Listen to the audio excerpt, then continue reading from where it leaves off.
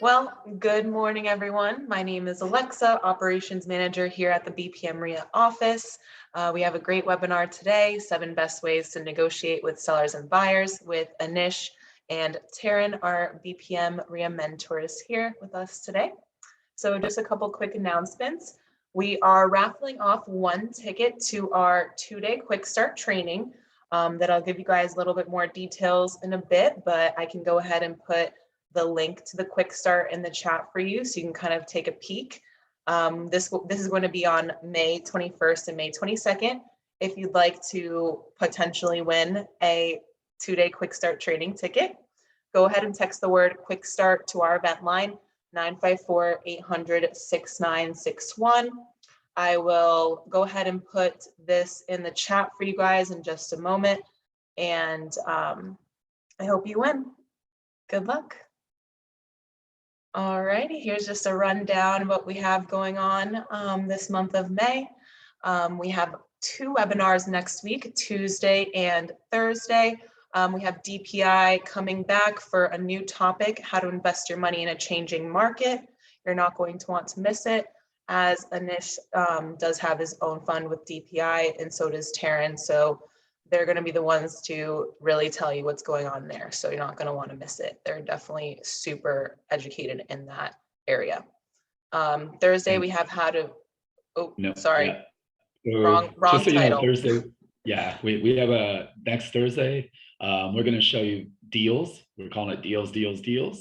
So it's going to be deals that we have been doing with our students, highlighting them, of how we're making some big bucks on some of these wholesale deals and these problem deals. So you'll see what we're doing in your market too. So absolutely, either way, it's free. Either way, it's free to show up. Yes, please come. Please come. You'll see all of our events on our website, of course, on bpmria.com, upcoming events tab. So you'll see that we're going to be talking about some deals our students have done in this webinar on Thursday. And the link is in the chat for you guys. All right, we have the 2-day quick start, May 21st, May 22nd, all day. This is live, so you can't really jump in one day and not come the second day. So if you are interested in the 2-day quick start training, I put the link in the chat for you guys to take a look at the 4 amazing speakers we have on there. It is 2 full days with us. So if you're even thinking about joining the mentor and coaching program, I highly recommend you attend the quick start so you can get a better feel for what we do. We are going to be talking about specific strategies today that we do use all the time. So if you want to even take a step more after you hear today's webinar, go and try the boot camp. It's amazing. You spend 2 full days with Anish. So it's going to be a good time. Our next monthly meeting, June 1st with Marco. I'm really excited for this. We're just really excited to have him come speak to our group. I've been already hearing it from a few members saying, wow, you guys are having Marco. So if you want to check that out, this will be kind of different. We're going to be cameras on, mics on in this monthly meeting on Zoom. So it is free. It's going to be a little bit different. Cameras on, not what you're used to, but we're ready for it. And go ahead and check out our website for more information on that.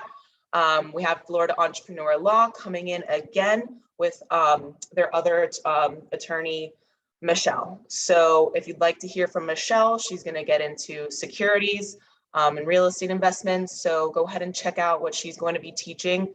And this is going to be another free webinar with Florida Entrepreneur Law that we're really excited about. We're excited to have Michelle come and speak with us. So links in the chat for all the events. Go ahead and register for all of them. And my absolute favorite way, as you guys know, the text alerts. You can actually receive a text update day before the webinar to go ahead and register. So if for any reason you forget to register, it's just super easy to get the text notification. So I'll put that in the chat for you guys. Text BPM RIA to 954-800-6961. Alrighty, and our quick start that's coming up that I briefly mentioned before.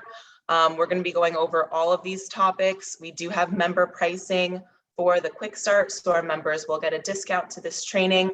We have 4 incredible speakers coming on. We have Kevin Thatcher, owner of Independence Title, Jose Ramirez, our chief tax strategist from Advanced Tax Advisor. We have Francisco Mago, the owner of ReaFax, and our top contractor, Carl Sheely, along with possible special guests. We always throw something spicy in there. So if you have any interest in the mentoring and coaching program, I highly recommend you attend this 2-day quick start training. This is an investment into the mentoring. If you become interested in mentoring, we actually include this in the mentoring and coaching program. So this will be a small investment towards that if you'd like. And we've also even had students close deals. Well, not technically students, but we've had people who just attend the boot camp and are able to close deals from the boot camp. So it is a really great opportunity. Like I said, 2 full days with Anish, 9 a.m. to 5 p.m. And if you have any questions about that, you can always send me an email or respond to this poll. You guys have been really on these polls lately. I'm having to contact so many people. Thank you so much. I don't mind at all. Thank you everybody who's answering the polls. I appreciate it. I'll definitely be in touch with you and send you more information on the quick start if you are interested in that. So thank you guys. Our memberships. So we have a corporate membership and individual. Individual membership will get you into all those in-person networking meetings for free. You have discounts to special seminars, as well as the quick start that we're having this 2 more weeks. You get to bring in guests for a special price, as well as my personal favorite, the National REIA Benefit Package. So many great benefits to Home Depot, Office Depot, Office Max, all these places that I shop at weekly. And just those savings alone will basically pay for your membership if you are, shopping at those stores that we include in the membership. So I'll put the link in the chat for you guys. For business owners, if you believe we're in alignment and you'd be a good fit to be on our website and come to our in-person meetings and networking, that is something that we have available as well. If you have any questions about that, you can always send me an email. I'll be sure to put my email in the chat for you guys so you can reach out to me directly or even respond to this poll and I will give you a call and send you more information. All righty, mentoring and coaching. So this is a truly one-on-one coaching and mentoring program. You are paired with a mentor. We do put up 100% of the money for our students' deals. We do a profit split 50-50 as long as we're coaching you and putting up money for your deals. We teach you how to find the deals. We pay for softwares to organize your pipeline and get more detailed information on the properties you're looking at. It's an incredible program. So if you have any questions about this, go ahead and respond to the poll. I will be putting my email and the link to the website in the chat where you can actually book a discovery call with me and we can talk about it, or even get you a meeting with Anish. So the goal is to get you a meeting with Anish so that you can get all of your questions answered, get complete clarity to see if this may or may not be a good fit for you. So go ahead and book the discovery call on the website with me. We can go over a couple questions and get you an appointment with Anish so you can talk with him and see if this would be something to elevate you and your business and your goals in real estate. That's really what we are, that's our mission here, is to help everybody in our community achieve their goals in real estate investing. So this is my direct line down below. You can give me a call, you can text me on this line. But of course, the link on the website is the best way to schedule a meeting with me to make sure it's a good time for me and you. All righty, always want to thank our sponsors, thank National REIA, all of our corporate members, our mentors that we have on here today. Thank you so much for taking the time out of your days to have these webinars with us. It's not every day that you get to speak with these professionals and hear feedback and ask Q&A questions directly with you. We really do appreciate that. And I know everybody on here really appreciates it as well. So thank you guys. Absolutely. And so one of the things is a couple of quick things. We only have a few seats left for the 2-day quick start. coming up May 21st and 22nd. It's cameras on, so it's super interactive. Is number one. And also with the mentoring, we only take a few students per month too. So if you guys want to fill those slots, there's only 4 mentors on our team. So we take limited amounts. And the last thing is on that 2-day quick start, I do give you a money back guarantee, right? If you say, hey, Nish, wasn't for me, you lied, you're going to give me all this good information and I got nothing. If you hang out all day, Saturday, Sunday, and if you want your money back, no questions asked. So I stand behind on what we teach too. So now let's get to the good stuff, right? Let's talk about this. How many of you guys, and you guys can see my screen, right? Yeah, we can see it. Okay, awesome. Okay, so the question is, how many of you guys are very good at negotiating? Go ahead and put it in the chat. Like, I'm always kind of curious, of how good you guys think that you're at negotiating. So, or actually, you know what? I'm going to put a poll up there. What is your biggest fear in negotiating with sellers? I'm just kind of curious. You can actually type it in. So we got some advanced polling kind of going on. So you can actually put a quick short answer in there too. Greg says he stinks at it. I think I'm pretty good at it. My kids, if you ask my kids, they would say I'm terrible. And they get everything that they want. Yeah, exactly. Right. Which is a sign of a great negotiation when everybody thinks they won. Yeah, that. I kind of joke about that too. I'm like, if you're in a relationship of any kind, spouse, husband, girlfriend, as you said, kids, you negotiate every single day. Right. So I think that's always important too. So I think it's just one of those things that, it makes a big difference.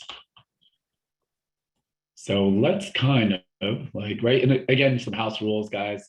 If you got questions, just put them in the Q&A, and we're going to kind of just touch on, different topics of what we use in negotiating. Again, this works for buyers and sellers. It depends on which hat you're wearing. So our first tactic, always try to get a price from the seller or buyer first. Why? Why do you think that's important?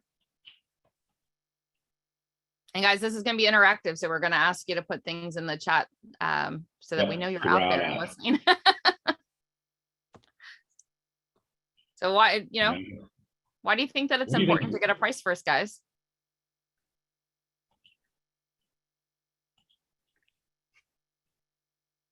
To gauge what they are thinking. Okay. Anybody else? That helps. So you have a place to start. Yeah, I like that one. Don't bid higher than they plan to offer. Okay. Sets the tone, starting point.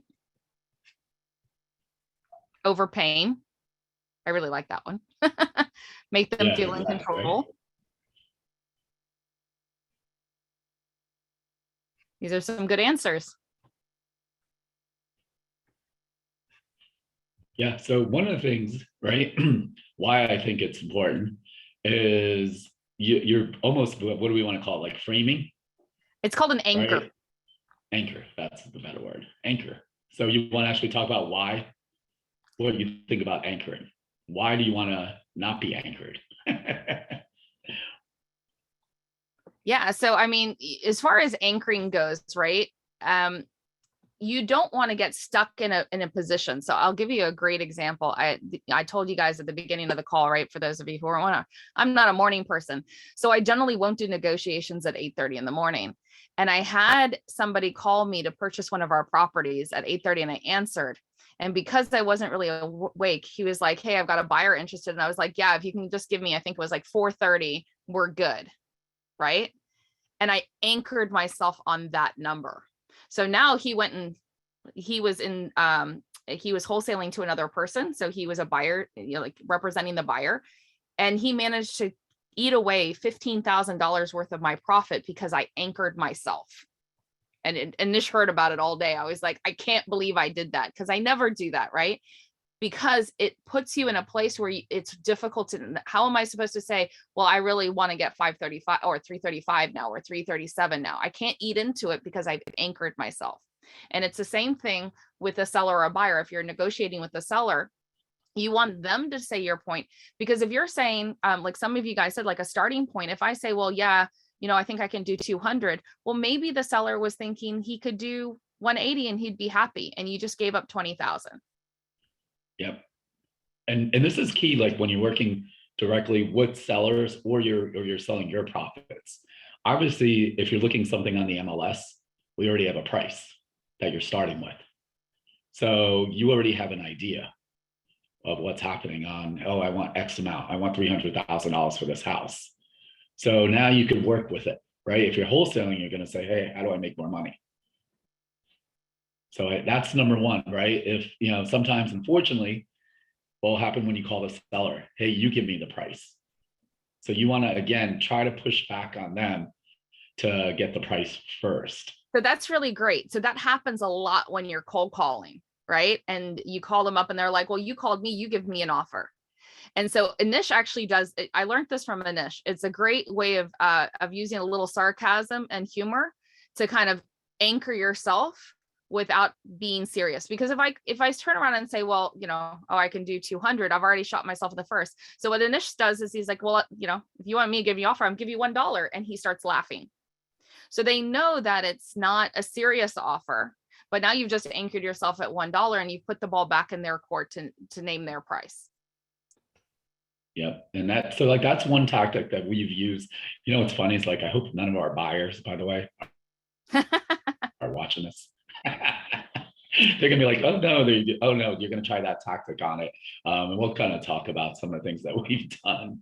So if you're any of the buyers buying our properties, please get off the call right now. And don't take it personally. Please leave, exit stage right. Yeah, if I actually see you on the participate, I'm gonna also kick you out of the. No, I'm kidding. So, right. So our other one is ask for more than you expect to get. Why do you think you want to do that? So throw it in the chat, guys. Yeah, put it in the chat. Why do you think?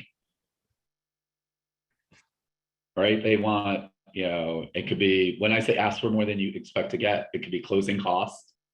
It could be seller financing. It could be, I don't know, extra money when you're selling, right? There's a couple big reasons why you want to do this, right? The first reason, they might just agree to it, right? They might say, you know what, fine, I'll go ahead and take it. I'm just done with it. I'll give you, like, they could have had some sort of hardship of what's going on with them. It could be divorce, probate, partnerships ending. It doesn't matter. And also, just so you guys know, the techniques we're talking about, obviously you can use for real estate. You can use it on your kids, your spouse, all that stuff. My wife is actually really good at this one. Mm-hmm. So she really is like, hey, we're going to go on this trip. And she'll pick the most expensive hotel in the area, right? So I'll give you the perfect example on that end. So a couple of years ago for her birthday, we went to Dubai. And I don't know if you guys know the Burj Arab, the 7-star hotel that was in Sex and the City. And so she goes, hey, why don't we stay there? And I was like, no. Guess what happened on the day of her birthday? Guess who's checking in at that hotel? So sometimes it's just timing. So when you are asking these things, right, they might just say yes, is number one, right? And the more outlandish it is, right, it's going to even be like, oh my God, wow, is number one. The second end of it is when you finally do negotiate, whether it's a contract or with a buyer or seller, you kind of, I guess, anchored it so high that, if they go down, they're going to say, hey, I got a niche down. So it's going to feel like a win for them also. And also with the other side of things, like if you come in really low, if you're negotiating with sellers and you come in really low, right? You want in a negotiation, like we said at the very beginning, a good negotiation has everybody feel like they lost and everybody feel like they won, right? And so you want to have your seller experience that. So if you come in really, really low on the offer, they may say that you're lowballing or things like that. They may agree to it. And so you're literally anchoring at that lower range, right? If you're selling it, you anchor at the top of the range and see what's happening. So it's important to know, like, what are you trying to get out of it so that you make that. And I see a lot of the comments, like, creating wiggle room, I put an offer, and this was years ago. We were doing a short sale and we couldn't get in the house. And so I had the lady was a realtor, and she came to me with this deal that was a short sale. And she says, I want to do it on the investment side. And so I said, okay, great. And so I started to coach her like a student, right? And I sent over the offer, and it was $7,000. So she calls me and she's like, hey, Taryn, I got your offer. And I was like, uh-huh. And she says, did you forget a zero? And I was like, no. And I said, look, we can't get into the property. I can always go up, but I can't go down. Once you set that price, how many of you, and put in the chat, how many of you have set the price and then all of a sudden found that there was a lien on the property or a judgment or something came up that you realize that it's not worth what you thought and you have to get it for a lower price? And how did that go for you? Latanya's like, yep, she's definitely been there. It is super difficult to reverse roles. So it's always like, well, we're putting in sight unseen offers, right? So we get them on the phone and they're saying, well, what happens? What's your offer? We teach our students to figure out, what is a full rehab going to cost? Where do we have to go in? And we tell them, like, hey, listen, we can be at 150. If I can get into the property, I can maybe come up from that. Versus saying, like, look, if it's in decent condition, I can give you 200, and then walking in and realizing that once you get in the door, there's nothing there. Because now all the sellers here is they've already heard that it's, worth 200, and they stick on that. Yeah. And so the funny part is, when you're negotiating, you have to also listen too, right? So usually that's like the next question I get. I'm like, hey, Taryn, how'd you get that number? As the homeowner, right? How'd you get that? I'm just kind of curious. And let them speak, right? And then you're going to use some of, I hate to say it, their own words against them on that portion. Like, how did, you want to hear their thought process. Have they done any research? I know how many realtors on here. My favorite is, my realtor friend said I could get this. I'm like, really? Okay. So, I've been a licensed agent for, 20 years. And, I know some super experienced licensed agents, but they've never bought and sold anything. They are fantastic at what they do, but they're not investors. So you want to use that, right? Oh, really? The homeowner said this. Okay. Or my friend said this. Well, how do they get that number? Are they just trying to get a listing? Your house is not financeable. There's a lot of moving parts on things that you want to make sure. Yeah. And I would definitely say, like what you're saying, as far as listening, you really want to, throughout the negotiation portion, you want to be asking open-ended questions to be able to gather the information, because the sellers or the buyers will tell you how to sell them. If you're doing a probate, for instance, and you're talking to the heir, it may not be about price. And if you're not listening and asking questions to find out, oh, they're worried about the stuff in the house, then you're negotiating the wrong aspect of the deal. So it's really, really important to listen and make sure that you're asking open-ended questions so that they have the ability to talk a little bit more and be very curious. That was the other thing that I wanted to say. Be very curious about what they say, which will have, there's another technique, which I don't think we have on here, called mirroring, where they say something and you just mirror their last words. You just say it right back, and then it has them explain it. So, if I was talking to Anish and he was selling a property and he said, oh, my mom died. Oh, your mom died? And it would leave a space for him to expound on that. And I could do that all day long and get more and more information about what's going on, so that I know how to structure a deal that they'll say yes to. Yeah. And to give you an example of that, so my previous realtor life, I had a house up in Lake Worth. And of course, it's like the market like it is now, it's booming, and people are killing themselves over it. And the house, they wanted 1.1 million on it. So I negotiated it down to 980,000 was one. But the key was they had a sound system and all this other crazy upgrades. It was about $110,000. So I asked, right, and said, hey, can you throw that in? And the furniture, right, at that price. And guess what they said? Yeah, we can't give you the furniture, but we'll throw the other stuff in for 100, included. So I asked more and they just happened to say yes. So the worst that's going to happen, they're going to say no, right? So if you don't ask, that's why I think it's always important. And I know we were kind of talking about negotiation. So I want to know how good, like, what do you guys rate yourself on your negotiation skills on it? So I just put it up in the, I put it up. Yeah, and while you're answering that poll, to piggyback on what Anish said, when you ask for more, it doesn't necessarily have to be more money. We're doing a deal right now, and it's a new build. The guy ran out of money, and the buyers are like, yeah, we want the Bobcat in the trailer. So I asked the seller, I was like, how much is a Bobcat worth? He's like, new 40,000. I was like, oh, I'm like, are you willing to include it in the deal? You know what I mean? So it could be something random like that, and you can just ask for stuff, because it allows, if they say no, it's not including, and you still agree to the deal, the seller actually feels like they're winning, or the buyer feels like they're winning, right? Because they're getting something out of it, or they're not giving up something, depending which side you're on. So yeah, I think it's funny, like, as this poll's popping up, I'll kind of share the results too in a bit. So no one thinks they're an expert.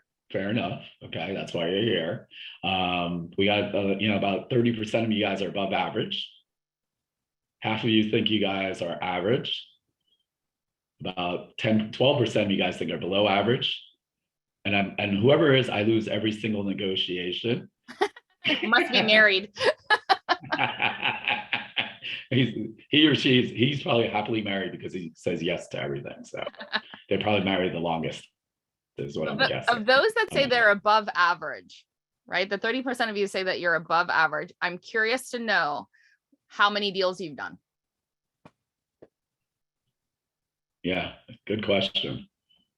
Or why do you, or one word says why you think you're above average? Is it just, hey, I'm hard ass, or I just overpay for everything, so I win every negotiation? You should definitely be on our buyers list. Right. So we're just trying to figure out why. Again, today is about interaction, guys. So we want to know on that end. I like that answer, Norman. He says, I study the craft. And the reality is, if you're in real estate, you're really, between marketing and negotiation, those are the two skill sets that you really need. Right? Alina says no wholesale. So when you're a wholesaler, that's all you're doing is negotiating. You're negotiating with the sellers, you're negotiating with the buyers, you're negotiating with other wholesalers. So that's how you create your spread as a wholesale. And your spreads are directly related to how good you are at negotiating. Like, there's a reason why one of our mentors, Harry, his average deal profit is over 50,000. Yeah, and he won't tell you that he's very good at negotiating, but I'm going to throw him out under the bus and say that he is. Yeah, he played, and it's actually, it's another kind of technique also, is playing dumb. Oh yeah, I'm not really good in this, and he's good, except with his wife. Victoria's a way better negotiator than him. And also I know Norman too, so I saw him, and I know his wife too. So yeah, he has studied the craft, and he's happily married. So and when you say that there's another technique, like playing dumb, it's like you do not want to be perceived as the smartest person in the transaction. Because by being like, who's that girl, Anish, that used to get, she didn't have a clue what she was doing, and she used to get all these deals just because she was super nice. Yeah, and yeah, so we have a member that's been a long time part of the organization. I don't know if she's on the webinar, so I won't say names anyway. But I kind of just joked about it, because I mean, she does 20, at that time she was doing about 10 to 15 deals a year. And she didn't even know the basics. I was just like, oh my, but she's so nice. and her demeanor. And I've seen it, whether it's, men, women, all different ages, ethnic backgrounds.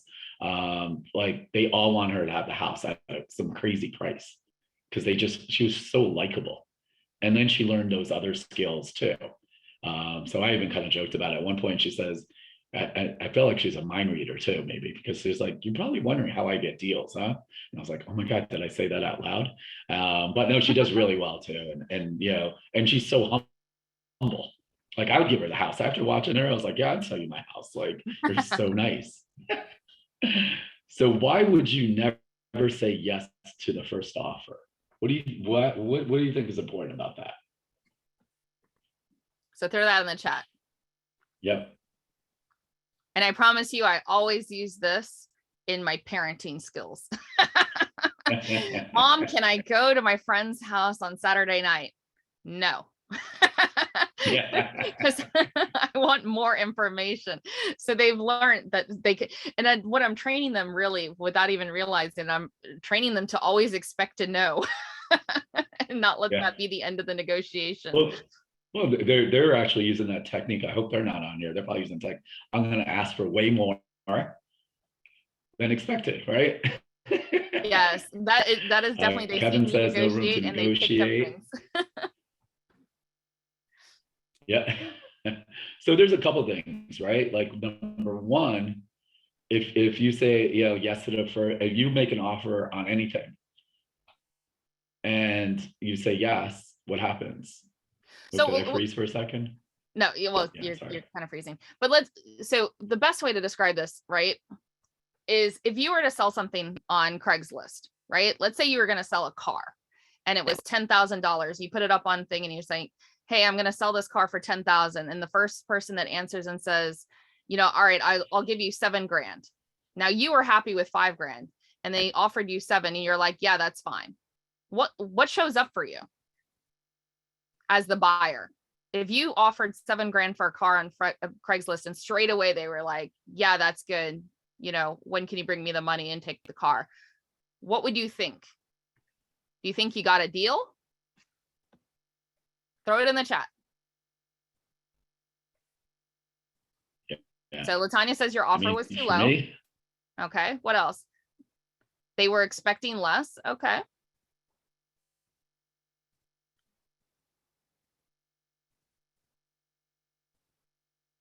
Is there something wrong with it? Yeah. I'm like with Charlene, exactly. I could have done better. Why did I offer $7,000? Right? I should have started lower. See, I go with right? there must be something wrong with the car that he wants to get rid of it so fast and he's not giving me another offer. Correct. And so the other end of it, right? Like if they're a good negotiator, they ask for way more, knowing, right? Like they went way out there on that end of it. So like, let's pretend they're expert negotiators. So now like, I'm like, oh, wow, I feel pretty good that he wanted 10 and I got 7. Right. But on my side, I'm thinking the same thing. I think I paid too much. Like I should have started lower. Or again, something's wrong, right? On houses, we've seen it. Some crazy, crazy low prices on things, even in this market. What's wrong with the house? Oh, then you'll find out, oh, there's these liens on there for $800,000. Oh, right. But your first automatic thing is there must be something wrong. What you'll also be surprised, sometimes there's nothing wrong with the house. They're just a low, and I'm not picking on my realtor friends. I know some people, hey, they just got their real estate license. Their first listing is what? A family member. And they're not sure what to list it for. And that's what they come up with. They're like, oh, this is the price, or they don't see the value add or any of that kind of stuff. It could happen. So when you're getting the offer, right, you don't want to say yes to that first one. You're selling the house. Even if you're happy on with your wholesale list.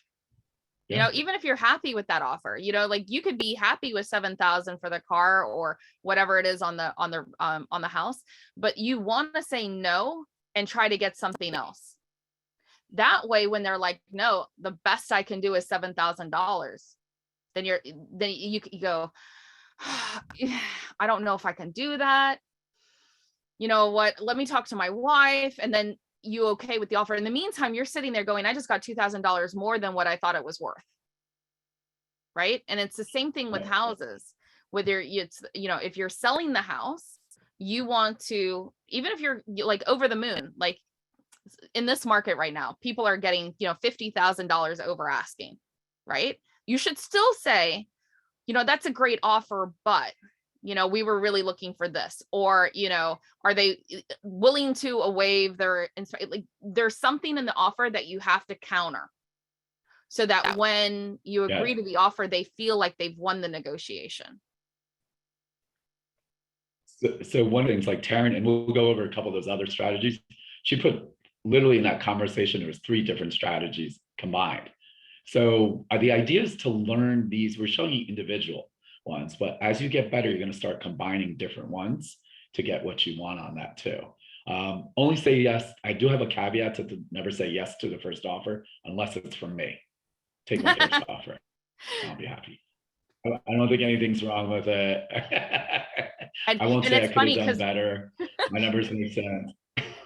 My buyers, hopefully the buyers are not on this call, because they'll know for a fact that I never say yes first to their first offer. They get very annoyed with me. What about this one? Walk away power and time lapse. What do you guys think that means? Or this should be what do you think that, walk away power or time, right? I feel like we need really Jeopardy music on this one. Yeah. Well, I think of like, especially as like, I know we have realtors on here too. So, when your client, and you're showing that place and they really want it and they're like, this is perfect, this is this. When I used to be that person as a realtor showing property, like, please do not make any comments. Do not be like, I picture myself here and this is the best thing ever. What do we do, on that? Because on the negotiations, it's going to make it harder for me. So the walk away power, right? Like you're willing to walk away from the deal. So like, meaning, right? I'd love to buy it for this, but maybe I can't. If I don't get the deal, I'm okay with it, right? And you're going to actually like frame it with them that it's okay. I know if you're desperate to get that and you want to get them, and this happens all the time with our students, with sellers. They are so anxious, right? We might give them a number like, hey, the range of X to X, right? Like, or X to Y, 150 to 160 would be perfect. So what do? My favorite, right? They're going to offer what, 165? Like, yeah, you never want to offer a range, right? Ever. You want your sellers to offer you a range because you're going to take the bottom range number. But when you're selling, you never offer a range or state a range, because all they hear is that upper number. Absolutely. So, you got to be okay with, you're going to walk away from the deal. You have to know your numbers. That's number one, right? If you don't know your numbers, it's okay. But to show that desperation, or, that this is the only thing that's for me, especially in retail real estate. I know with realtors, if you've been showing that homeowner, your buyer like 6, 10, 15 houses, and you're getting tired and you just want to be done with it. If you're so adamant about it versus walking away, it's gonna really make a big difference. Or my favorite is the time lapse, is where someone makes an offer and you just let it stew. You don't respond to it like right away, whether it's a phone call, text message, or any of the above. I use that a lot. It's funny, like, I'm going to use Antonio is one of our friends, senior students, and this past weekend we were actually, I'm hoping this person's not on there, but if they are, it is what it is. So we went to our brokerage had a 3-day conference in Orlando, and the tickets were $500, give or take, and one of our associates could not go. And it was the day before. So I said, Antonio, he used a bunch of tactics, which made me laugh too, right? So first of all, he got a price from the other person, what they're willing to take. And he goes, how about $250, right? So now he already saved 50%. right? So, which was fine, and then he texted, hey, what do you think? And I said, well, why don't you hold off for a second? So what did he do? He didn't answer right away, right? It's the day before. And then guess what happened? He got it for free. The guy goes, you know what? It's cool. I would have lost the ticket anyway. I want someone else to use it. So he let the time go by, and he actually wound up getting the ticket for free. So that's something kind of simple that just literally happened a couple of days ago. Hopefully whoever that person is, they're not on the webinar, but he did use that negotiating ticket. Antonio will have to buy him drinks or something to make sure he doesn't get mad. Or maybe we should have done this negotiating class earlier and he would have saw that. Same thing with, houses, right? I know it's, again, a moving market, but when the market, it was slower, right? When the pandemic started, the more the more interested they are, and then you don't hear from them. Now you're reaching out to them. Like, oh, what happened, Taryn? I thought you were going to buy it. No, I need another day or 2 days. Well, what about this? And you're starting to give up things because of that fear. So that's a really great point. So let's flip it to, if you're purchasing a property, how many of you nag the seller because they've gone dark on you? And like, hey, you get back to me. I offered you 200, maybe we can do a little bit better. And what they're, the seller, without realizing, is allowing time lapse, which you don't want to lose a deal, because where you're at is that there's competition in the market. You don't want somebody to come in and you start creating these stories about they're talking to somebody else, they're taking bigger offers. And that's where these two come together. When you're putting an offer in, how many times have you heard a seller say, well, I have other offers? You have to be able to be willing to say, then, okay, if you've got a better offer, then I would take it. So we have a deal under contract right now. The seller's got a bunch of judgments and liens on the property, and we're under contract and whatnot. And he's like, well, I have another buyer at a higher amount. So I was like, okay, great. If you do, we're happy to walk away from the contract for a small fee. Right. So I'm using the walk away power. In that situation, I'm obviously, looking to get something out of walking away from the contract, but I'm also calling his bluff. Right? Like, if you've actually got to go ahead, but don't dangle a carrot saying that I've got another offer or whatever, because I'm going to call it. Because I have that walk away power, like I'm okay. And one of the other ways that I use that walk away power is when I'm setting the stage with my, like if I'm going on a walkthrough or I'm on a cold call and I'm setting an appointment and I tell them, hey, listen, I'm going to, what I'm going to do is we're going to take a look and see what the comps are, walk the property, and then I'm going to let you know what I can do. That if that doesn't work for you, that's okay. We can part as friends. Right. So I'm automatically setting the stage, basically saying that there's no obligation to take my offer and I'm okay. I literally say to them, I don't buy every house that I see, because I'm going in there and I'm setting the stage that I'm not desperate to buy your property. And that, and I give them control to choose or not to choose the offer, which allows them the ability to say yes. So anyway, let's move on to the next one. Yeah. And the quick thing on that also, on the time lapse, it's also different. It's different in your situation.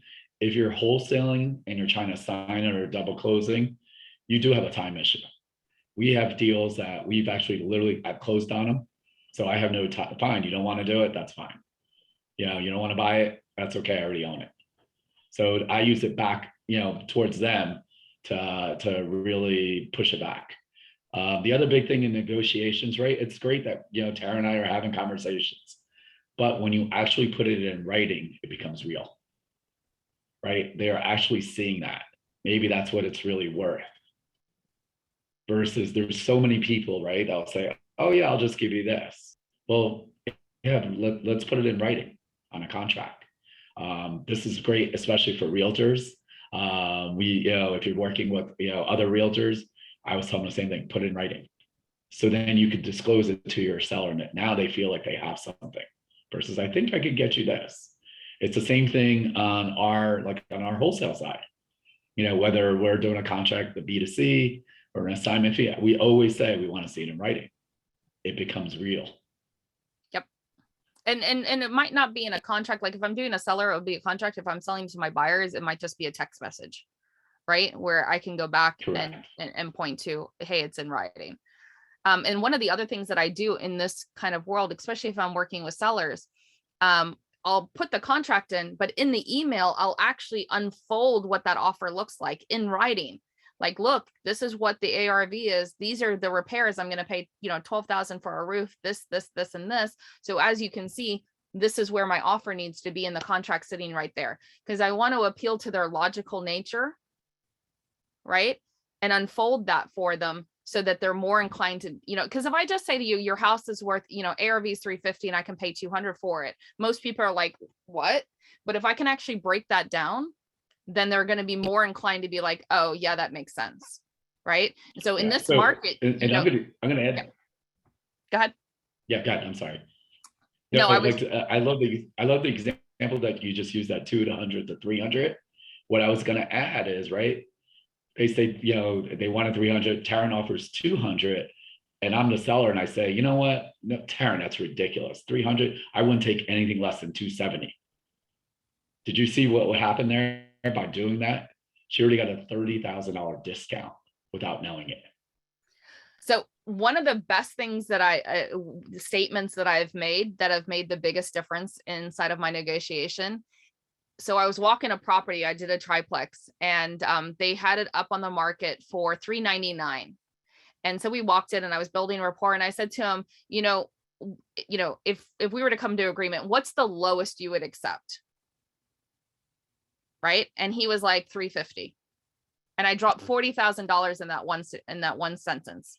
I ended up getting it under contract, even less than that. We negotiated down from there, but he anchored himself $40,000 less, just asking him, you know, if we, you know, I can't really do 399. Like, if I put this together, what's the lowest you'll accept? Right. So that's a little key for you guys to like try to get them to anchor themselves lower. So even with realtors, you know, you've got these things on the market right now. It's a very strange market because everybody's paying over asking price, but that's not going to be that way for forever. But you can literally say like, look, you know, I can't do this. What's the best you can do? And they'll anchor. Right. Yeah. And so even though, like you're saying, people are paying over market price, yes and no, right? Because sometimes realtors are asking way too much and you're getting less than, you know, asking price. We've seen that happen too. Again, it just depends on, once you start learning techniques a little bit, you're going to figure out what they're doing to you. It's kind of funny, like you're like, oh, they're expecting way more than I thought, or they're doing this, or they're trying to, you know, anchor me on pricing on that portion. This is one of my favorites too, nibbling, getting more after agreeing on the deal, right? So I'll use a personal one, right? My wife's really good at this. I wish she could teach this. I mean, I got to pay attention more on the negotiating end of it. So nibbling, like, and I'll give you the perfect example is that, you know, we're going away on this trip. Yeah, we're going out to, you know, it looks like Los Angeles and maybe Cabo and, you know, all the stuff. And first she asked for some crazy hotel and I picked one less on that. So I feel a little bit better. But then all of a sudden, like, we already booked everything. She goes, hey, by the way, we're going to that event. I have to buy a new dress. Okay. Right. So she's nibbling to get things as you're going. I know with your daughters, right? They probably do that all the time. Like, hey, you know, I'm going to my friend's house. Is it okay? And right before on the way out, hey, mom, can I get $25 for whatever, right? Pizza or whatever, or some money on it. So they're nibbling, like Taryn may have agreed already on, you know, them going to the house. And now they're nibbling, meaning they're getting extra stuff after the agreement. Yes. And they do that very well. And drives me insane. So I'll give you an example in real estate, right? So I just this week we were selling a deal and we had agreed to a price and our buyers pay all closing costs, right? So then they started to nibble. They're like, okay, he goes, but we want to use our title company. I was like, no, we're using our title company. So he uses a time lapse. Then it comes back, okay, we'll agree with your title company, but if we're paying, then we don't want to pay seller's closing costs. I'm like, no, you're paying seller's closing costs. That's the deal. Now, this is, by the way, this is somebody that had texted, emailed, called me by 8:30 in the morning on this deal. He had texted and called Anish on this deal. So I knew he wanted it. And so because he had showed that level of interest at 8:30 in the morning, I could handle this negotiation this way. It would have been different if I didn't have a lot of interest, right? So he asked for the title company. I said no. Then he tried to get out of the seller's closing costs, and I said no. And he says, okay, we'll pay the seller's closing costs, but that doesn't include the tax stamp deeds, right? And I was like, no, that's part of the standard closing costs. So he was trying to nibble to get less, save $1,000, save $1,000. Now, if I wasn't such a hard ass, if I'm allowed to say that, sometimes you'll allow a nibble. Now, here's the thing. If you, for instance, let's say a seller, and this happened on, I think, Latanya's deal, the seller was like, we signed the contract and everything. And after we had signed, he was like, I need to extend the closing date because I want to give more time to the tenant to get out. Well, if you're going to give up something, you have to ask for something in return. If you don't do that, all they'll do is they'll keep on nibbling like a little mouse with a piece of cheese. So anytime they ask, even if you don't care, if it's, it's good business, like, hey, no problem, we can extend it 3 or 4 days. You just have to ask for something small, right? Like, hey, yeah, we can extend the closing date, but then I want to put a lockbox on the house. Or if we extend it 4 days, I might need $50 to cover our holding costs, right? Something, and you don't really care if they agree with it, but what you want to train them is that every time they ask you for something, that they're going to have to give up something. And this really comes into play in really big deals like commercial deals, right? Anytime they ask for something, you want to get something back. And I was laughing because Anthony Chara was telling me a story like that, about a deal that I can't really remember the specifics of it. He does a lot of commercial 100 units and stuff like that portfolio. And he asked for something really, really stupid just to get them to stop nibbling on him. But I can't remember exactly what it was. Yeah, go ahead and put in the chat. Have you guys, and it could be personal too, have you guys experienced a nibble? If you want to just put in the chat what happened to you, and now you know what nibbling is. I remember prior, I didn't even know what that was. I was like, okay, well, yeah, sure. Because you want the deal so bad, right? Whether as an agent, as an investor, you want it so bad, you're like, it's not that big of a deal.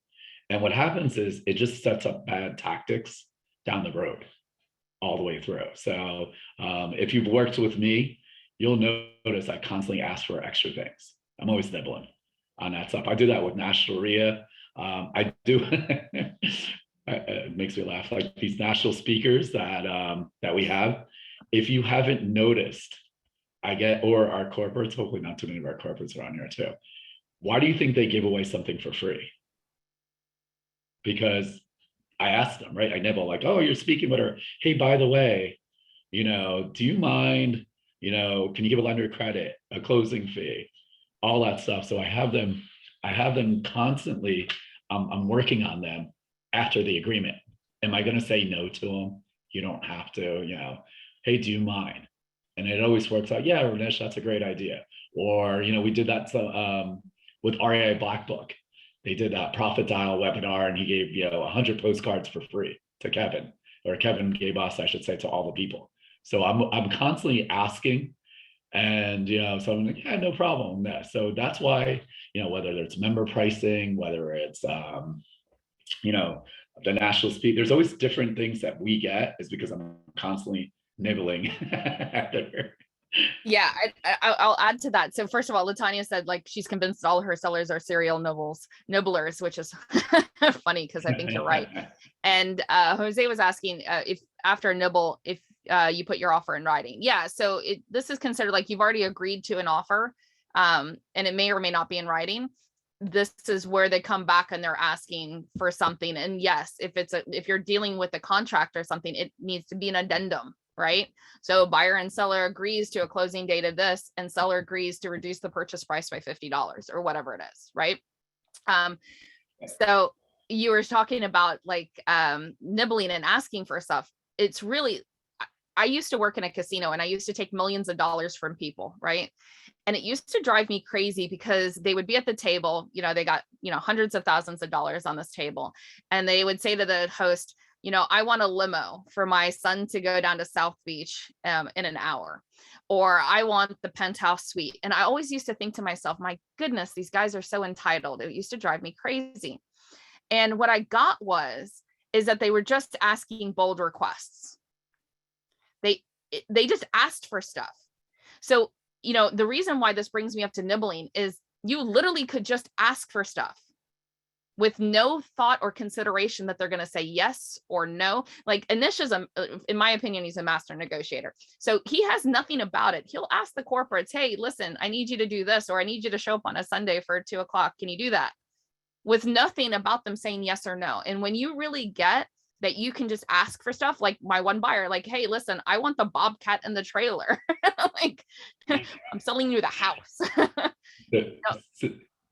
Yeah, you'll laugh. So this weekend at the Charles Lindbergh United Conference, there are about 600 plus agents and all this other good stuff. And they've gone up to 16,000 agents. So I got the CEO, we're all laughing with our group at CR. I was like, hey, they have to get us a yacht. We're the South Florida. Those other markets are, not as fun as us. We have a luxury brand living in South Florida. And so I finally got the CEO on the side a little bit. And I was telling him, I was like, we really need to get a yacht. And he's like, yeah, that's not a bad idea. He's like, you could get this amount of fee. It's about $2 or $4 million. And I was laughing. I was just talking about getting a yacht for the day on that stuff. And so I brought it back down. I was like, yeah, that's great. We could do that too. Or we could just start, why don't you guys just pay for the yacht for the day on that portion? He's like, Anish, that's not a bad idea. Let's talk about that. So it was asking something like beyond crazy. And you could start doing this everywhere, in your life. And whether, we're talking about real estate, what about your contractors, right? Some of you guys are rehabbers. You could nibble all day long. And, while they're working on it, hey, can you throw that in? Can you throw whatever, a couple light fixtures, or, hey, do you mind painting also? The key is, right, and we will, it's one of the things, so you still want to make it a win-win. Right. Like, you don't want to be the pest. Otherwise, you're like, it's a fine line of nibble, when you're nibbling on somebody, of not being annoying, because then they're not going to want to work with you. But you're going to start seeing, and how to stop the nibbling on the other side. And you heard exactly Taryn say no, right? Like, not a problem. No, we're not using this. So I just want to answer this one question before we move on. So Lily is asking, after agreeing, if a seller is asking for more and a buyer is refusing, how to manage the situation. So when you're dealing with like nibbling and things like that, at the end of the day, you've got to, like Anish said, you've got to make it a win-win. So if they're asking for more and the buyer is refusing the more, then fine, you've got to figure out, this is how negotiation works. You've got to figure out what is it the buyer wants and what is it the seller wants, and how to make it a win-win. So maybe the buyer doesn't want to come up in price, but they can offer something else, and that would be agreeable to the seller. So that's where the problem solving comes in, and that's how you manage the negotiation. It's not, again, I'm going to go back. It's not about the price. A lot of times when you're nibbling, it's not about the price. It's the perceived value. Maybe I need somebody to take the stuff in a property. If I'm selling the house, maybe I don't know what to do with the stuff. And you're telling me, hey, listen, I can't come up on price, but I can get you a storage unit and put your stuff in a storage unit. Right? Yeah. So sometimes the perceived value is higher than the actual bump in price that you would give. We did and this just in the perceived value, we had a property that had a pool that was empty, and it had a couple of holes, not holes, but like divots in it, right? That needed to be patched. And I knew that if somebody was to walk in that house, they were going to think to themselves, that's a $10,000 job. Well, we got it done for $1,200. And so the perceived value on the other side, it had jumped. As rehabbers, you go in and you fix the kitchen. Why? Because the perceived value of the house jumps 4 times. Or 4 times for that. Like if you're putting 10,000 and it jumps 40,000, not 4 times the house. So that's they'll be like, no, I put a kitchen in, it's now worth, 1.2 million. Taryn said like, so. wow, you're a hell of a negotiator. I'm taking your class. All right. So this is my favorite. So I was a big victim to this one. Never offer to split the difference. Right. So I know this happens, especially when you're negotiating on a house, right? Taryn I offered 190, and she wants 200. What happens to most people, right? I used to do this early in my real estate career. I thought, well, why don't we just meet in the middle, 195, right? What you can do, right? And it's a little tactic is instead of, Taryn at 200 at 190, you don't have to go up to 200, right? I might come up to 192.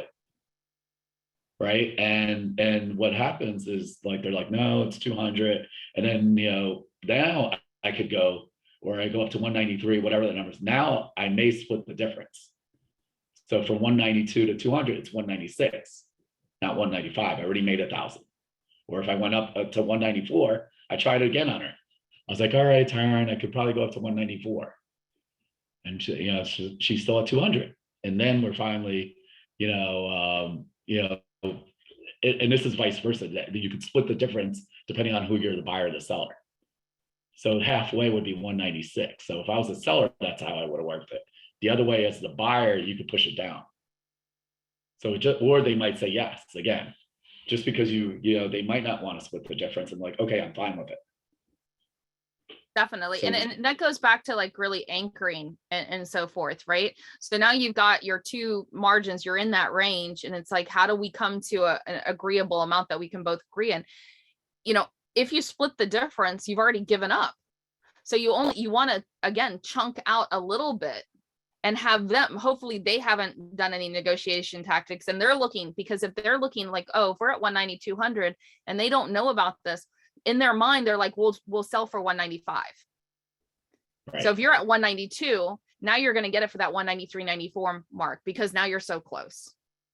Right. Exactly. So it's very important not to give up that extra money for no reason. So, I mean, and that's what we're saying is we're giving you these individual techniques. When you mix some of these, it's super powerful, right? So, Taryn might use that, not just, never often to split the difference tactic. She might do the walk away and the time lapse on me, right? Like, hey, and I've done this all the time. So that deal I had that they threw that extra money in as a realtor, what I told the other realtor, which this is my favorite also, is what it was her house.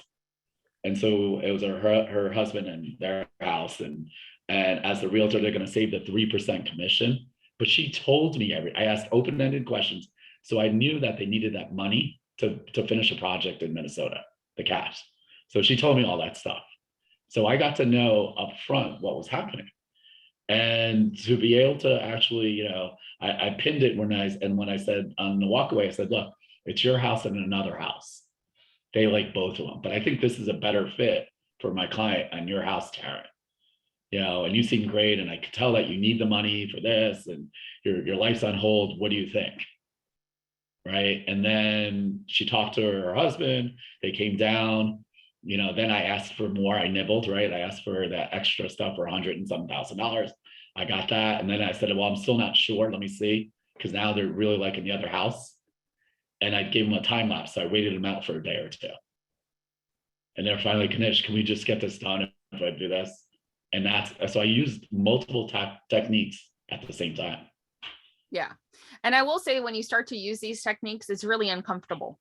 Like, especially if you've never used a time lapse before, or you've never used a nibble before, you're going to be sitting there with your phone in your hand going like, I need to text them right now, or I need to call them. And it's going to be uncomfortable. But once you get, and it's something that you need to practice and build a muscle, because, you can hear from Anish and I, when we start to tell you these things, we're using 3-4 different strategies of negotiation. I'm not thinking about it. I'm not going like, oh, wait a minute, I'm going to use the nibble right now. I just automatically, it's there for me. And so you've got to build that muscle. Yeah. And so we're not immune to it. So I know Taryn talked about that, that morning, and she anchored herself. It's funny because like when you're too busy being busy, it's easy to realize that someone else is using that negotiation tactic, and you're like, oh, that's what happened on that portion. So take the time. And I think that this is like really important, because you work really hard to get those deals. You leave a lot of money on the table when you don't learn the skill. We've literally, with Bria and BPM RIA and all the above, probably hundreds of thousands of dollars that we netted, whether it's appliances, it's giving them more time, using these techniques. So it's important to learn, right? We have a lot of webinars on, how to, analyze properties, how to do this, how to write contracts. I promise you, like if you get really good at negotiations and you start using it, throughout your life, on your personal end of it, it could also, again, contractors, if you're actually, or vendors who you're actually working with. And this is the one that she talked about earlier, was always ask for a trade-off. Hey, I'll let you move into the house early, but I need a larger deposit. Or you got to pick up my closing costs. You got to do, so anything, when they're nibbling at you, ask for that trade-off and it does stop it to an extent. I don't mind doing it for this, right? Or even if you're a landlord, right? Hey, listen, if you want a new, I don't know, I'm not saying new kitchen, but you want me to paint the apartment, I'm going to have to raise your rent X amount. Okay. Yes or no, right? Like, I mean, that's being a landlord on that end of it. I can put those new things in if, then I need this. Right. I know, Tyron, right? Like one of the things I've heard you say to your girls is, I don't mind, we could go on vacation on here, but you better get good grades at school. Right. Right. That's also considered bribery. Yeah, maybe they're using the trade-off on you, actually. Yeah, exactly. And they're using the time lapse, right? Yeah. By not getting their grades up, they're using the time lapse until I pull in bribery because I really want their grades to be good. Yeah, I mean, after this webinar, like you should look around as your day goes by just to see how people are negotiating with you all the time. And you'll start seeing some of the techniques, and some of you guys are probably really good at this without even, knowing it, because it's been built in. You just don't know how to maybe use it in your real estate career, right? Like, or if you're going to a hotel, how many of you, when you go to check in, ask for more things and use these negotiation techniques? Just random things. When you go into a shop and you're purchasing something, right? You won't believe how much more you can get accomplished or a better price that you can, even in places where you don't think that it's, you can negotiate, right? So it's really important. And I have to laugh, you're talking about the students, and I have a new student. He's got a deal under contract, and we were talking about where he needed to be. And there was another contract that they had looked at in January at 145. And I was like, look, we can do 145. I'm not really happy with 145. I really want to get it for 120. And I said, go and get it for as low as you can. So the next phone call I got was, great news, Taryn. Guess how much he got it for? Go ahead and put it in the chat, guys. How much do you think my student got it for? I know the answer. We'll come back to this. Yeah. Kevin, 145. Exactly. He's like, great news. I got it for 145. I'm like, what part of you were supposed to negotiate it down? Right. So I had to, at 145, I had to create a reason for us to actually come down. And I ended up getting it under contract for 135.7 or something like that. 137.5, I think it was. It was a great deal. Yeah. Anyway, all right, let's move on to the next one. Yep. Besides the trade-off, our next one, good guy, bad guy. Oh, this is one of my favorites, right? So guess who's the bad guy in this relationship? Him. Yeah. Right? Yeah. I like being a bad guy. Yeah. So, and a lot of you will know about the good guy, bad guy technique because you've watched, TV where you got the guys interrogating. The one guy's like, look, I really empathize with you. And the other guy's like, you don't do this, I'm sending you to jail. It's the same sort of thing. So when you use the good guy, bad guy situation in a situation in real estate, it's like, look, I really want to give you that price. And Nish, he's the money guy and he's telling me I can't do it. Right. Yeah, you even use like some of the other things of like a couple that's even funny, like the way because I've heard you say my Indian partner, right? So automatically, unfortunately or fortunately, whatever you want to say, like he must be cheap, right? He's going to be whatever, in our culture, if you ever dealt with Indian people in general, they're always great at negotiating prices from the hotels or product on that stuff. It's bred it into us, I guess. I don't know. Yeah. So Anish definitely got that part of the gene, but he didn't get the technology gene. yeah, exactly. But yeah, so Always looking for this. the good guy, bad guy also goes in with another slide that we've got coming up. Actually, go one more to the higher authority. Let's do that one first, and we'll come back to this one. So using the higher authority, right? So often, if I go to the door, if I'm door knocking or I'm alone, I'll say that I could even say it's my boss. Like, hey, my boss makes me do this, because it allows for empathy, right? Because nobody likes the boss. So I've used that on multiple occasions. And then I use the higher authority, which is the good guy, bad guy situation where, hey, I'm trying to get this done for you, but my partner won't let me. He's saying that this is the best we can do. And so one of my favorite things that happen when you use these two kind of techniques together is that you then, the seller starts having you negotiate with your partner. Right? And your partner, you don't even have to literally have a partner. They don't know that you do or you don't. So when you're using the higher authority, you always in a negotiation want to have a higher authority. You want to have somebody that's not at the table, not in the conversation, that you have to go check with. Right? So how many of you think that you should have the seller, if you're buying a property, allow them to have a higher authority? Put it in the chat. You think that would be okay? And I'm going to use while they're putting in the chat some of the things that, with the higher authority and, the good guy, bad guy, and, Taryn running women wholesaling houses, right? I know we kind of talk about this. There's a lot of different things that women have to deal with in this industry that men don't, whether it's contractors or, the wholesaling side or whatever it is in the investment side, in a more dominated male end of it. So a lot of times I have a friend actually in Wisconsin, great project, did construction. So she has an imaginary partner, which is me, right? So I would love to do this, but my Indian partner says this. So it takes off the focus. So especially it helps out, as I said, if you're, the challenges that women may have, right? I don't know. I mean, I'm not going to speak for that, Taryn. You could probably speak towards that in the industry of what the advantages of having a higher authority or good guy, bad guy, or both, really. Yeah. Well, so the advantages is that so when you're negotiating, if you're emotional in the negotiation, you're automatically going to lose, right? That's where marketing tries to get you emotional. Like, I got to buy it now, right? So by using a higher authority, you're using the time lapse, because like, hey, listen, I've got to go speak to my husband. I've got to go speak to my partner, right? They're the decision maker. I really don't have any control, right? And this, to be honest with you, sometimes that really is one of the hardest things for me to do, because I like to act like I'm the decision in control. So I have to kind of give that up in the conversation, because I don't want them to know that I'm making the choices or the decisions, right?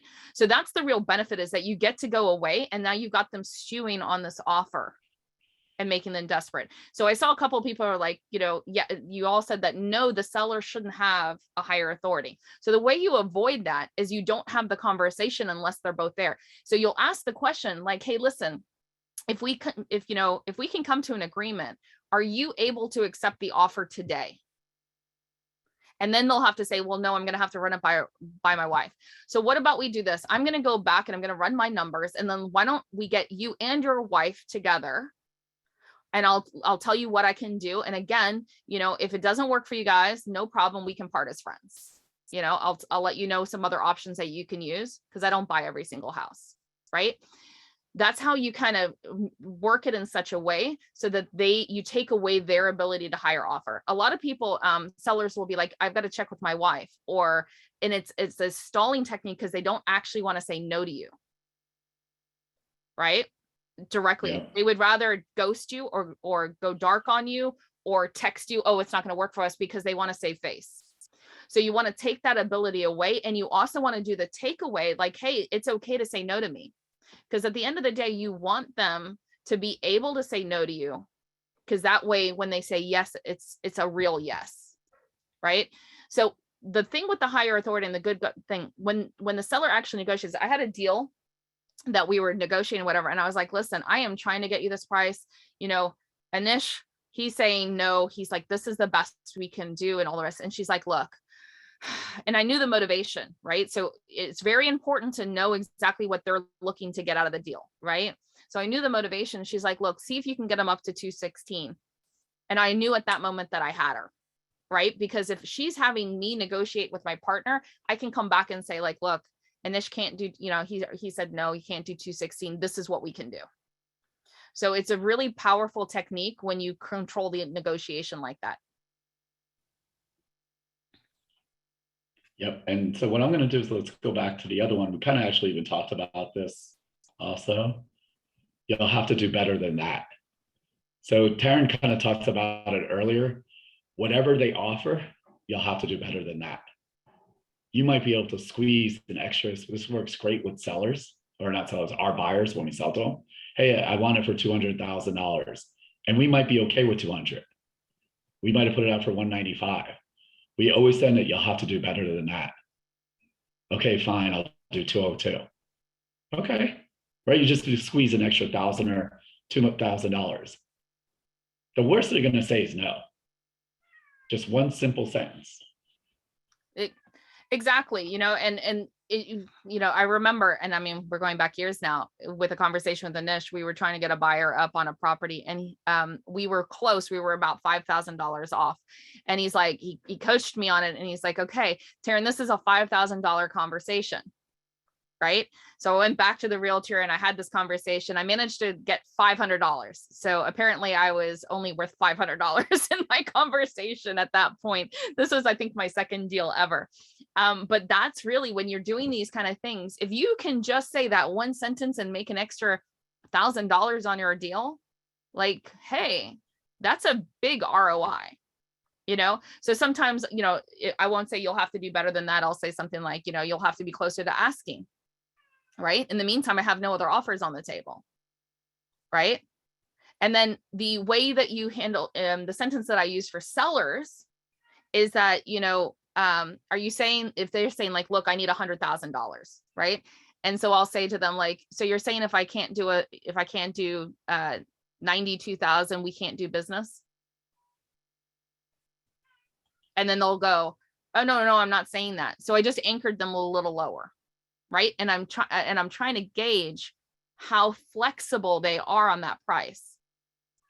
You know, maybe they turn around and say like, no, like I'm firm on 100,000. And then I would ask more curiosity questions and try to uncover some more motivation.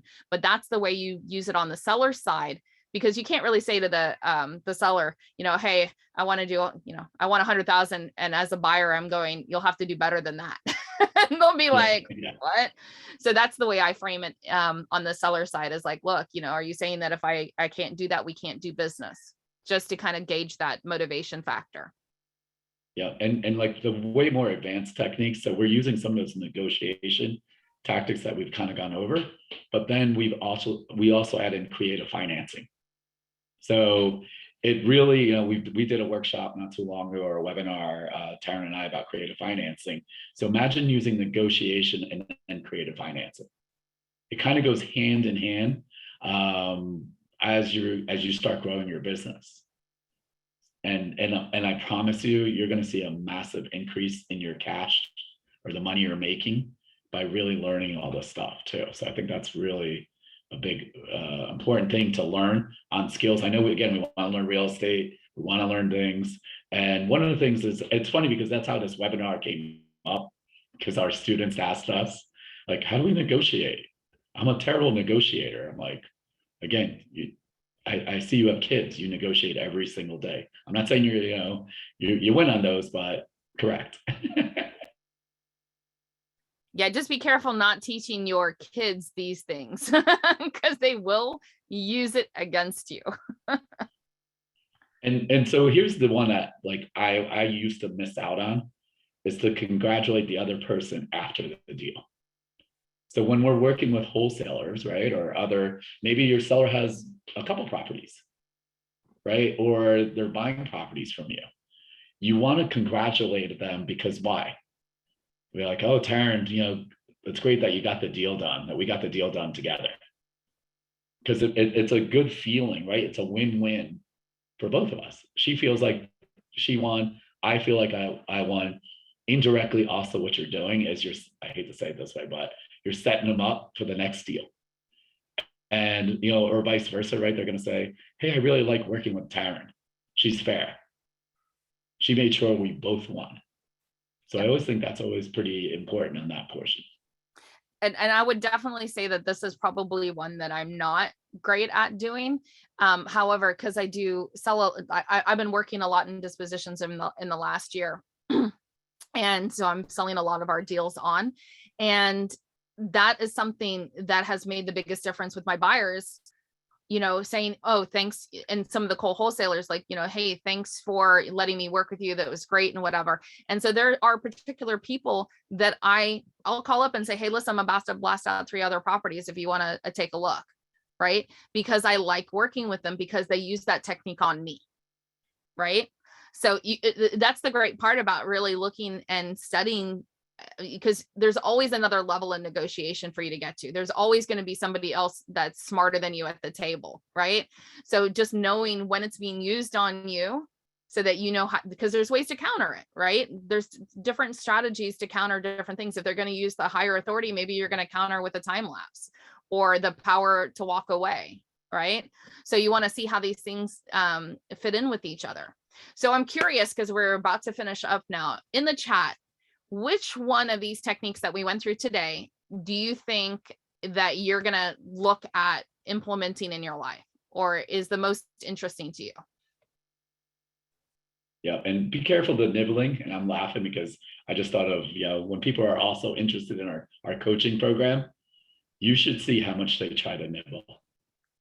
Like, I know they're nibbling. They're like, oh, can I get this too? Can I get, an extra month on that? Or this kind of stuff. And happens all the time. It makes me laugh on that portion, because sometimes you're like, yeah, and sometimes I was in a different kind of mood, and I'm like, yeah, they were asking something pretty far-fetched, and I was like, yeah, you know what, not a bad idea.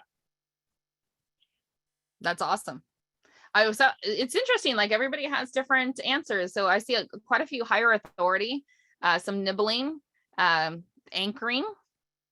Somebody said, ask for more than you're looking to do. So ask higher. And I have to talk to my wife husband technique. Yes. So make sure you're wearing a ring if you're going to use the wife, or you actually have one, and I would definitely say, like, don't underestimate the power of being an employee. Depending, like, so again, if you're the only owner on the company and you're in the position of a buyer, you're not going to use the employee situation. However, there are times, if you're door knocking, or if you do have somebody that, so Anish and I partner up on deals, so it's not always in my company name, so I can actually use that technique. The empathy that you get for being an employee really goes a long way sometimes, especially if you're working with like pre-foreclosures and stuff like that. They're like, yeah, I feel sorry for you. I hate my boss too. Yeah. Well, it's funny, like on a side note, like you could also, I know some of you guys have a JOB during it. This is a good way to actually, some of these techniques to get a raise, more vacation time. I would definitely be careful about the walkaway technique. Hey, take this or leave it. They might call your bluff out on it, right? You might be definitely not working anymore. So it's just kind of funny. Like, and I know the easiest one is the good guy, bad guy, the higher authority. What's the challenge on the other ones? Like, why don't you like, asking for more or being ridiculous, right, on something? Like, I think that's the one that I like now. So I've constantly pushed it. As I said, I'm talking to this guy about, yeah, we should have a yacht. And he's thinking like, oh, yeah, buy a yacht, and I'm like, and now I made it like, hey, we could get the yacht for the day on that portion. So, you want to be, so that's what you could do with sellers. Like, when you can be ridiculous, it's okay on that portion. Yeah. And sometimes I was in a program, and one of the things that we took on was going for 20 no's, right? But you can't tell anybody that you're playing this game. And so you literally ask different people random questions, like really, hey, can I have the shirt off your back? And just see what they say, right? Something ridiculous, and just ask and be okay with how, because there's something about the no to those questions that you like. For me, it's always like I have the consideration, like they're going to think a certain way about me because I'm asking for it, or I'm not going to look good, right? Or they're going to think I'm stupid because I'm asking for it. Once you get that it doesn't mean any of those things, you can ask, like, can you imagine if Anish was thinking, well, you know, they're going to think that he's greedy, you know, asking for a yacht, you know, or, you know, he's out of his mind, you know. If he thought those things, he wouldn't be able to ask the question. Yeah, and actually it's pretty fun. Like, you know, some of you guys know me personally. The sarcasm, I like it. I think it's fun. I make it as a game on that portion. I know if you guys try these negotiation techniques on me, I'm going to call you out. I'm like, oh, you're trying to nibble. Oh, you're going to ask for this, you know. So it happens with our coaching, some of the classes, and, you know, and I might be setting you up on the other side of negotiating. Like, I'm okay with it too. So it's a pretty fun thing or skill once you start learning. And there's a bunch more. I mean, we did more than 7.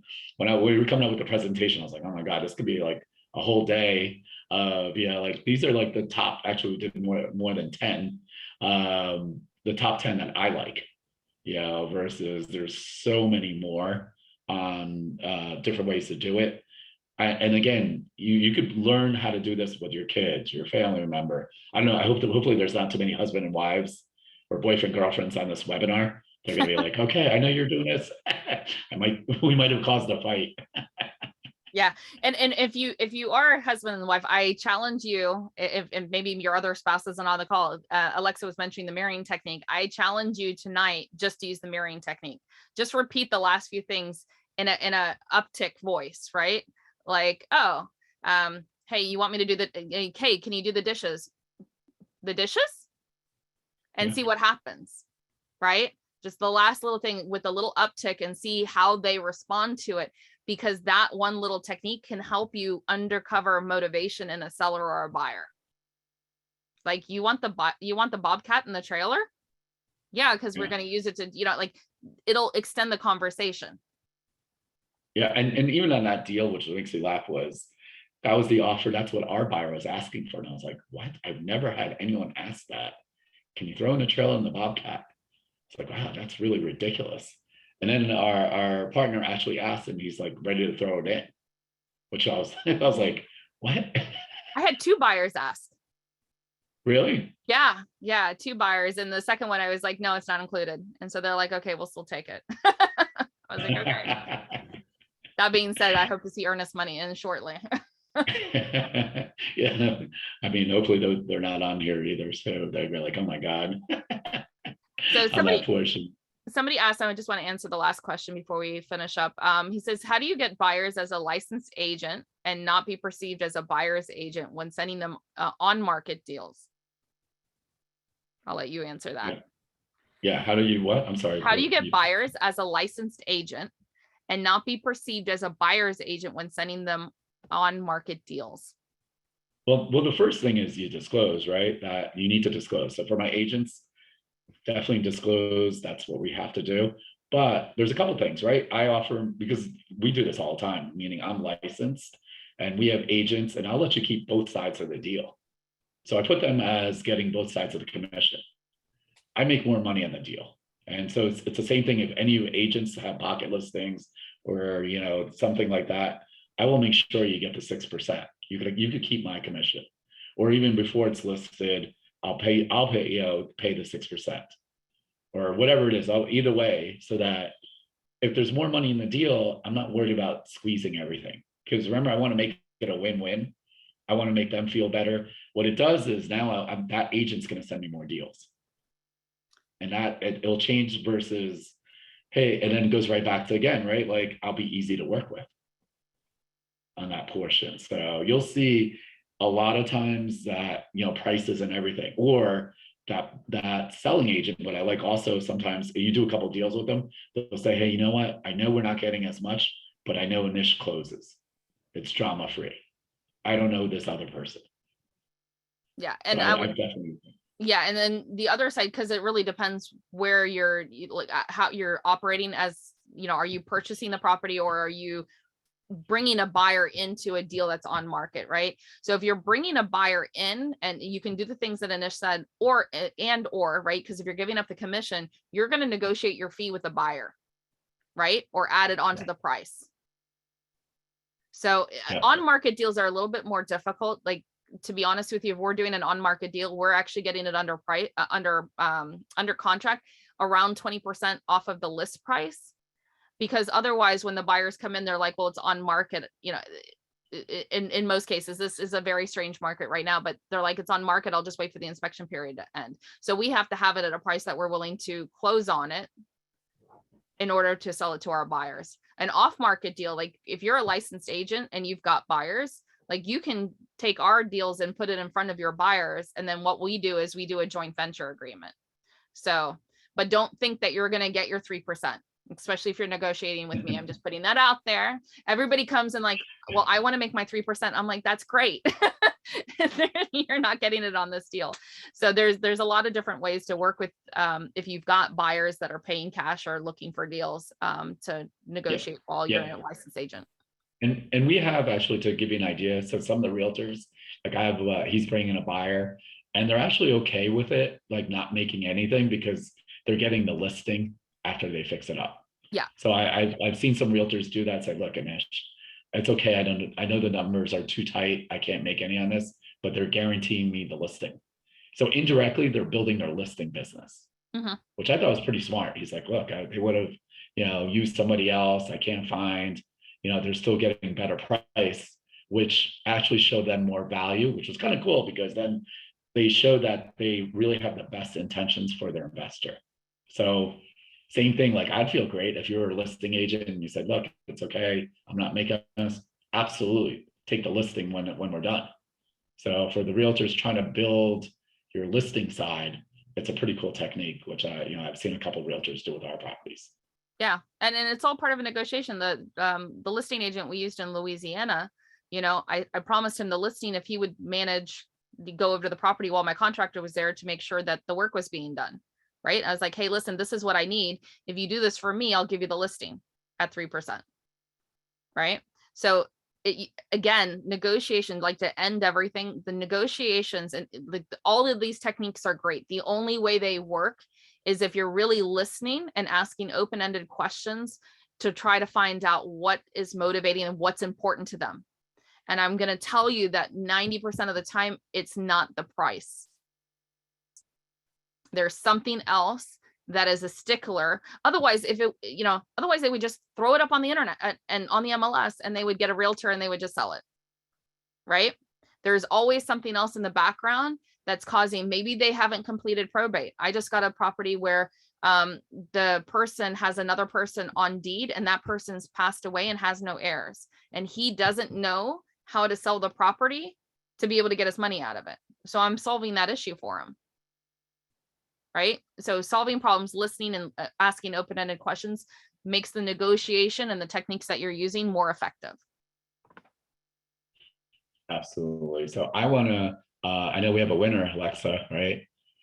Yes, we do. We have a winner for our 2-day quick start training, May 21st, May 22nd.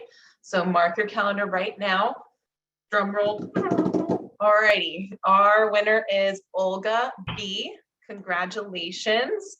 Really excited to have you for the quick start training. I will be in touch with you. I know she's a webinar regular, so we're really happy that you won one of the raffles this time. So congratulations, Olga.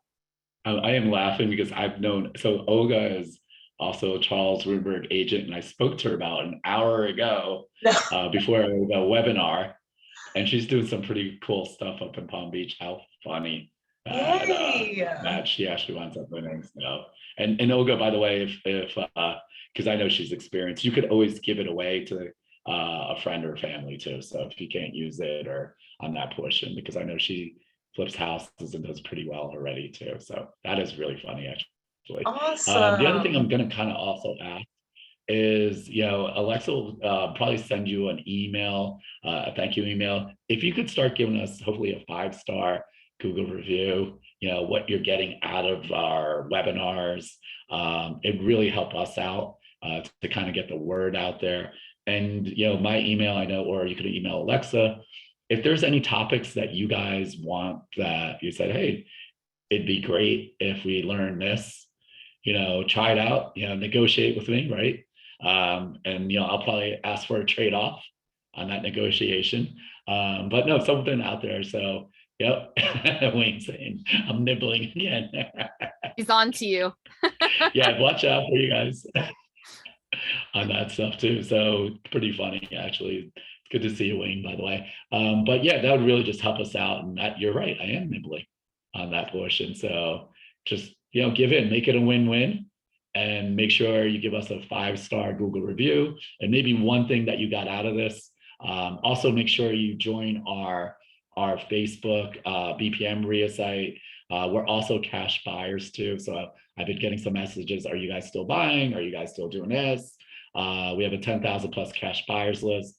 And the good end of it, if you haven't noticed, like Tara and myself, you really have some good negotiators on your side trying to get extra money. I hope you're okay with making a little more extra money by partnering with us, because we use all these techniques too. So I want to thank everyone also. And our next event is Tuesday. We got Tuesday. 2 next week, yep. Tuesday and Thursday. Yeah. So Tuesday, just in case you guys are interested, Alexa talked about it. We started our own hedge fund, our own real estate hedge fund. And if you're looking to park some money, we also have some ideas for some advanced people. If you're looking for an alternative for 1031 exchange, that could be something. If you're watching, you need to diversify because your stock market portfolio's in the toilet. Or crypto. Or crypto. We're not saying to get out of those. It's just another option to kind of leverage. And we're using, real estate to indirectly battle inflation on what we're doing too. So that's going to be it's going to be Tara and myself and our other partner, Jason. That's coming up next week. And then following that, a week from today, we're going to have the deals one. So we're going to highlight with the other mentors a few deals that some of our students are doing right here in your market.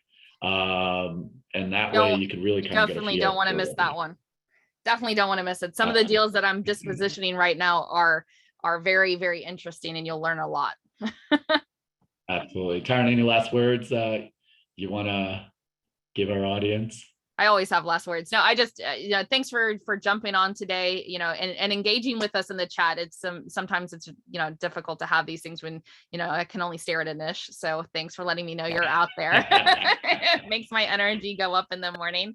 And yeah, just like I said, go practice some of these techniques so that they become second nature for you.